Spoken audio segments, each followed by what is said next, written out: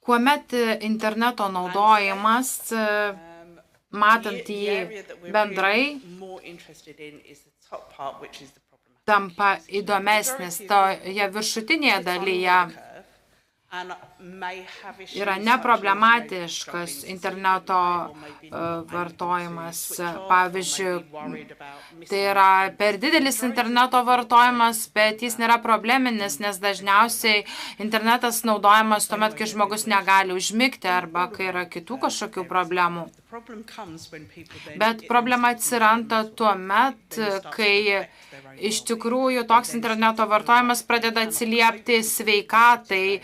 Taip pat, kai žmogus ar jaunas žmogus nesugeba susikaupti mokykloje. Ir tai yra labai įdomi sritis. Mes žinome, kad remiantis sveikatos modeliais ir priklausomybės modeliais, tai gali būti susijęs su amžiumi ir su lytimi. Žinome, kad jauni žmonės turi daugiau problemų žaisdami vaizdo žaidimus arba naršydami socialinėse tinkluose.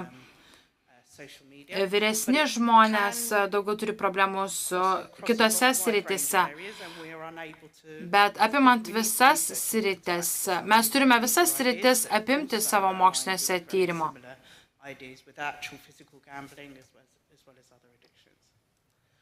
Ir taip pat palyginti, pavyzdžiui, internetinį azartinius lošimus su fiziniais azartiniais lošimais.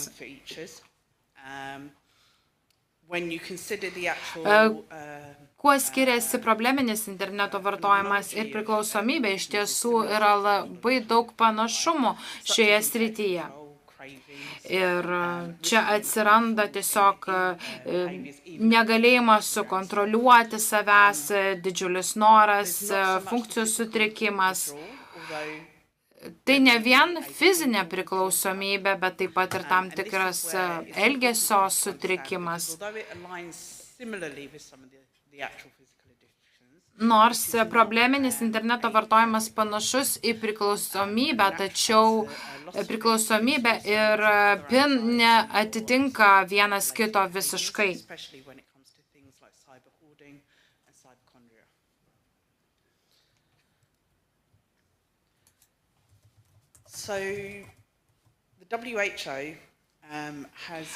Pasaulinė sveikatos organizacija mano, kad tai yra sritis, kuri yra labai svarbi visuomenės sveikatai.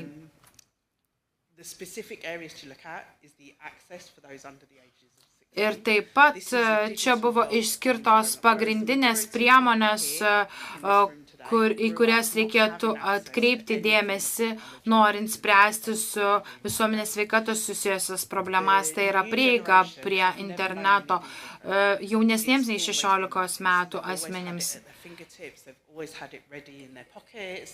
Ir taip pat labai dažnai dabar jaunimas labai lengvai prieina prie interneto, turi įvairias priemones ir prietaisus.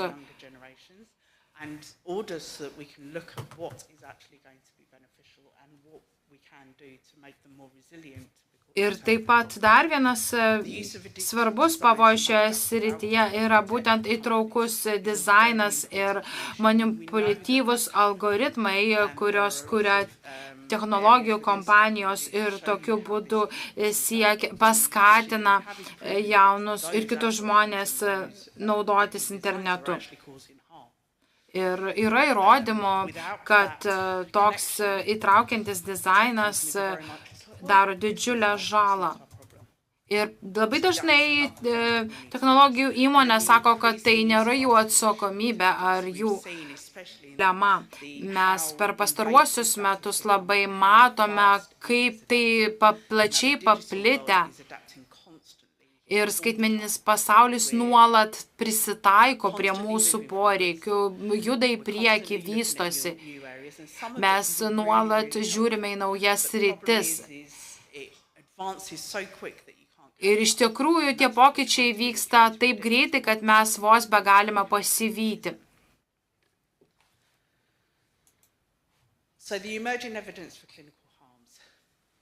Taigi atsiranda nauji įrodymai dėl klinikinės žalos, kurią patiria interneto naudotojai.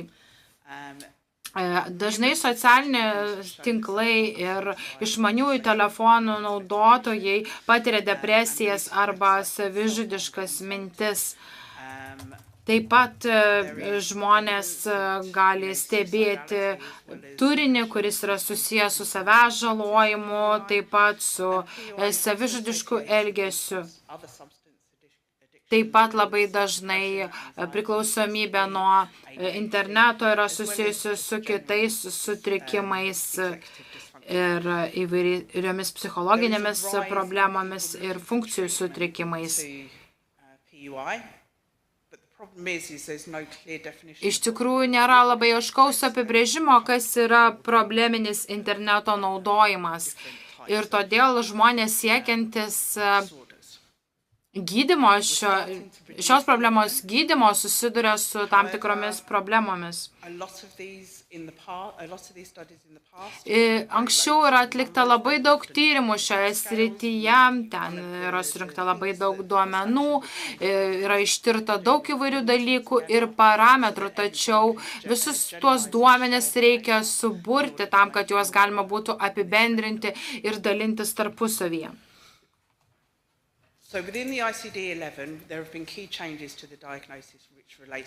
Ir naujausioje Pasaulio sveikatos organizacijos tarptautinėje ligų klasifikacijoje atsirado naujas probleminio interneto naudojimo sutrikimas, kuris laikomas sutrikimu arba liga šioje klasifikacijoje. Ir šiuo metu tai yra sutrikimas, kuris yra laikomas tokiu pačiu kaip ir sutrikimas arba patologinis lošimas, patologinis video žaidimų žaidimas. Kalbant apie patologinius žaidimus ar lošimus, mes matome, kad šie sutrikimai daugiausiai yra susiję su tam tikra lytimi, su vyriška lytimi.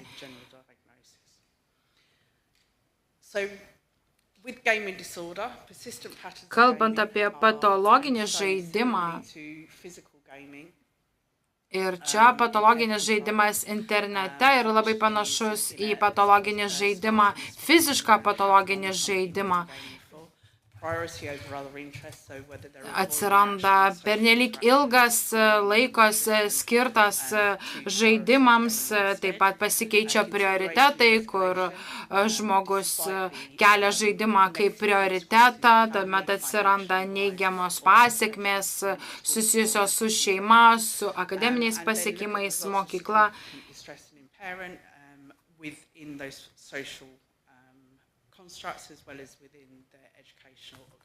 Ir tuomet atsiranda kitų su tuo susijusių pasekmių. Šiuo metu mes vis dar tyrime, kaip šis patologinis žaidimas ar lošimas keičiasi per tam tikrą laiką. Taip pat mes laikome, kad to žaidimas ar lošimas yra patologinis, jeigu jis tęsiasi daugiau nei 12 mėnesių.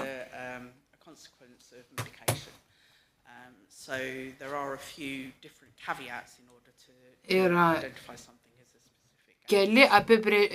keli faktoriai, kurie mus padeda apibrėžti, ar tai yra patologinis ar nepatologinis žaidimas ar lošimas. Pasaulinis probleminis interneto naudojimas, tai yra probleminio interneto naudojimo paplitimas visame pasaulyje. Čia nedaug yra atlikta tyrimų šioje srityje ir todėl labai sunku apibendrinti, kiek daug pasaulio mastu yra paplitęs PIN.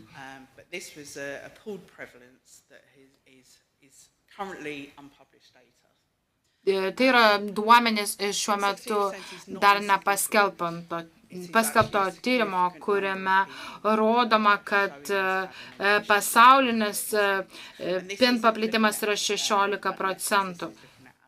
Ir aišku, tas skaičius skiriasi tarp suaugusiųjų ir tarp paauglių. Ir jeigu suaugę turi problemų šioje srityje, tai didelė tikimybė, jog ir paaugliai turės problemų šioje srityje.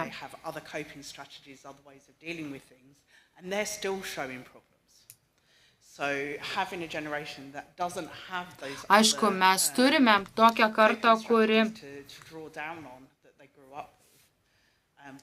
neturi reikiamų priemonių, kaip dorotis su PIN.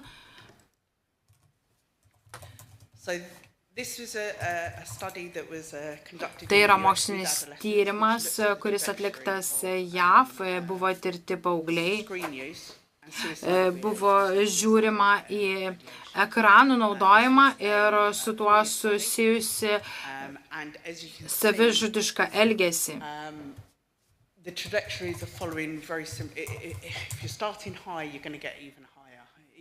Ir iš tikrųjų tos kreivės tiesiog persipina. People aren't, having bouts where they're actually maybe having problems for a little while, but then they seem to Ir jeigu tas ekranų vartojimas yra nedidelis, tai jis išlieka pakankamai stabilus, bet tendencijos taip pat keičiasi ir kreivė kyla aukštyn, kas kelia susirūpinimą. Ir mes turime suprasti taip pat ilgalaikius PIN poveikius ir taip pat susijusias psichinės sveikatos problemas.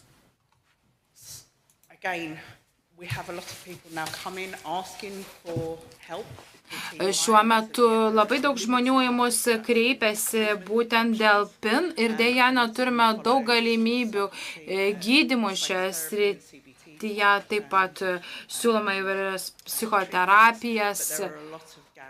Bet iš tiesų yra labai daug trūkumų, neturime reikiamų specialistų šioje srityje. Ir čia būtent Bootstrap projektas yra labai naudingas. Taigi, kas yra Bootstrap? Tai yra tarptautinis konsorciumas, tarpdisciplininis konsorciumas, kuris įtraukia įvairių sričių specialistus. Turime 55 specialistus iš 24 valstybių.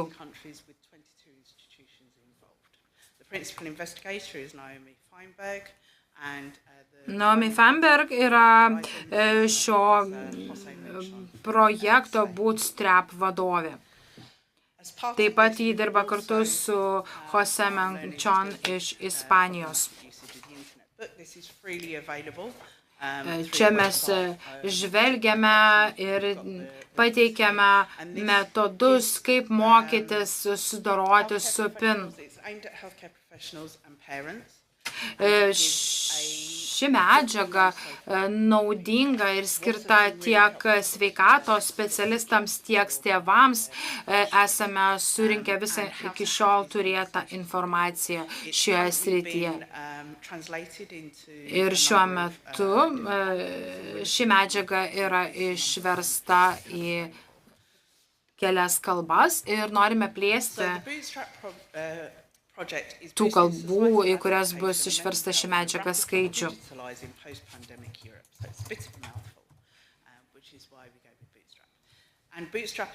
Bootstrap tyrėme, kaip skaitmeninė aplinka veikia psichinę sveikatą ir santykį tarp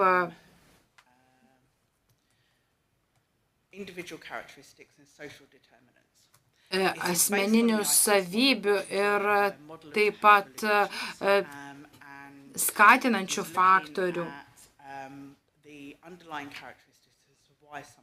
Tyrėme, kodėl kai kurie žmonės susiduria su probleminiu interneto naudojimu. O tuomet mes ištyrėme visas rizikas ir pasiūlome strategijas. Taigi priežasčių gali būti labai daug, gali būti asmeninės žmogaus savybės, psichologinė sveikata, fizinė sveikata, psichosocialinių funkcijų sutrikimas. Ir visa tai mums labai padeda, kuriant atitinkamas intervencijas. Ir taip pat įvairios pasiekmes mūsų intervencijos taip pat gali apimti įvairias gyvenimo sritis. Ir tai yra labai svarbus faktoriai. Jeigu mes sugebėsime apmokyti, pavyzdžiui, atsparumo, sugebėjimo prisitaikyti, fizinės, psichinės sveikatos, tuomet mes galėsime efektyviai vykdyti intervenciją. Taigi pagrindiniai bootstrap tikslas yra būtent apibrėžti visuomenės priežastis, kodėl atsiranda probleminis interneto naudojimas. Taigi pirmoje stadijoje, savo projekto stadijoje mes tiesiog tyrėme.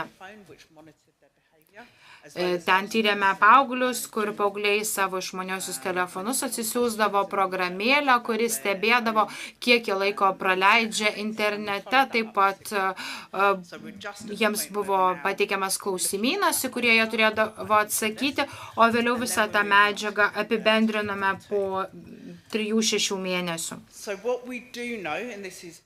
Ir ką mes išsiaiškiname šioje srityje.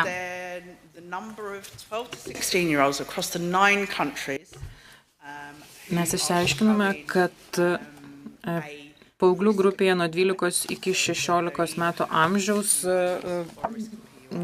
vaikams jiems kyla probleminės interneto naudojimo rizikos.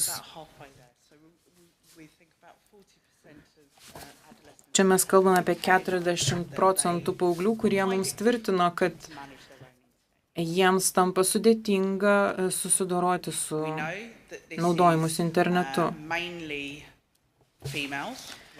Mes pastebime, kad daugiausiai su tomis problemomis susiduria moteriškos giminės atstovai, nors jų ir daugiau buvo tyrime.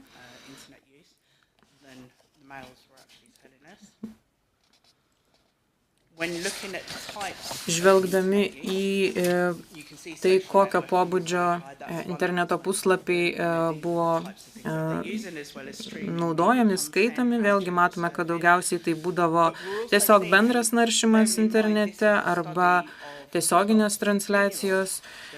Mes čia kalbame apie 12-16 metų amžiaus vaikus, tad tokioje grupėje, aišku, yra mažai pranešančių apie naudojimus internetinių lošimų ar pornografijos puslapiais.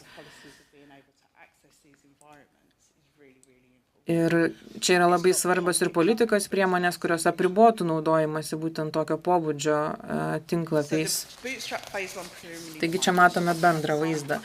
Taigi Bootstrap projekte dalyvavo apie 2012-16 metų amžiaus asmenų grupės ir apie 40% jų pranešė apie padidėjusią probleminio naudojimas internetu riziką standartizuotoje skalėje. Šioje rizikos grupėje daugiausiai yra minimos būtent moteris.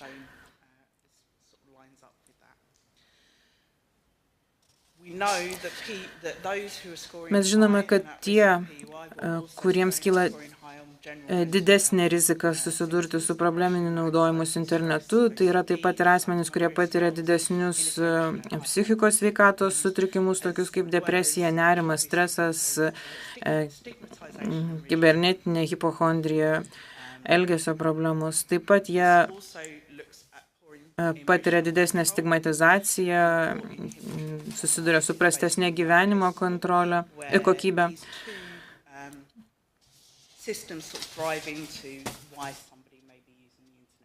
Tai taip pat gali ir paaiškinti iš dalies, kodėl kai kurie iš jų naudojasi tiek daug internetu, nes tai galbūt padeda kontroliuoti savo emocijas, galbūt nepavyksta atsiriboti nuo tam tikrų dalykų kasdienybėje.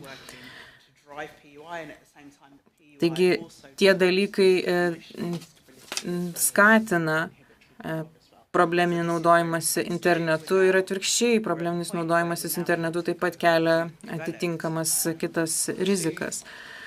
Taigi mes bandome tai aiškinti per įvairias intervencijas, aiškinant paaugliams, kaip galima geriau kontroliuoti savo emocijas arba kaip, tarkim, padėti paaugliams riboti savo elgesį, pastebėjus probleminį naudojimas internetu.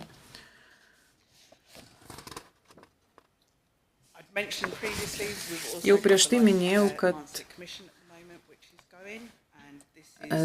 taip pat ir yra pateiktas pranešimas, komisijos pranešimas. Dovanokit, pamečiau mintį. Taigi, tai taip pat vyksta ir paraleliai gyvendinant Bootstrap projektą. Taigi, bandoma taip pat atkreipti ir Pasaulio sveikatos organizacijos dėmesį į šį klausimą. Taigi, tokios būtų pasaulinės rekomendacijos iš Lancet komisijos, tai yra visos probleminio naudojimos internetu formos turėtų būti laikomos visuotinė visuomenės sveikatos problema. Tai yra ne vien tik lošimas internete ar kitos rūšis. Probleminio naudojimos internetu koncepciją reikėtų išplėsti už dabartinių diagnostinių parametrų, įtraukiant ne tik priekabiavimą internete, bet ir kitą probleminį elgesį internete. Mes žinome, kad priekabiavimas kibernetinėje erdvėje, jis, aišku, yra susijęs ir su galimybė anonimiškai tą daryti internetu.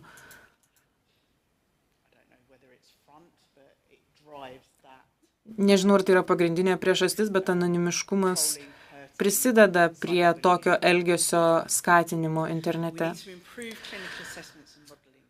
Taip pat turime gerinti klinikinį vertinimą, turime investuoti į sveikatos priežiūros ir socialinės apsaugos paslaugas tam, kad jos atitiktų klinikinį gydymą nuo probleminio naudojimos internetu. Turime plėtoti sisteminį požiūrį, nes svarbu ne tik sustabdyti tokio elgesį, bet ir galvoti apie tokio elgesio prevenciją.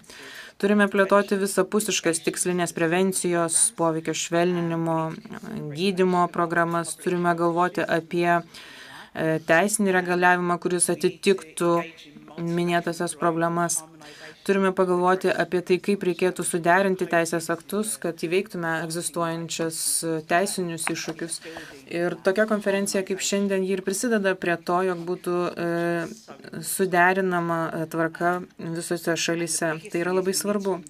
Na ir visų svarbiausia yra investuoti į mokslinius tyrimus, į plėtrą, kad tinkamai reaguotume į probleminį naudojimas internetu.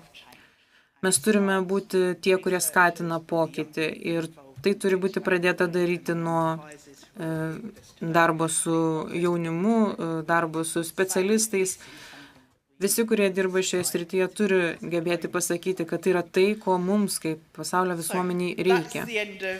Taigi, tokia buvo Naomi pranešimo pabaiga. Dėkoju, kad klausėtės manęs. Ačiū.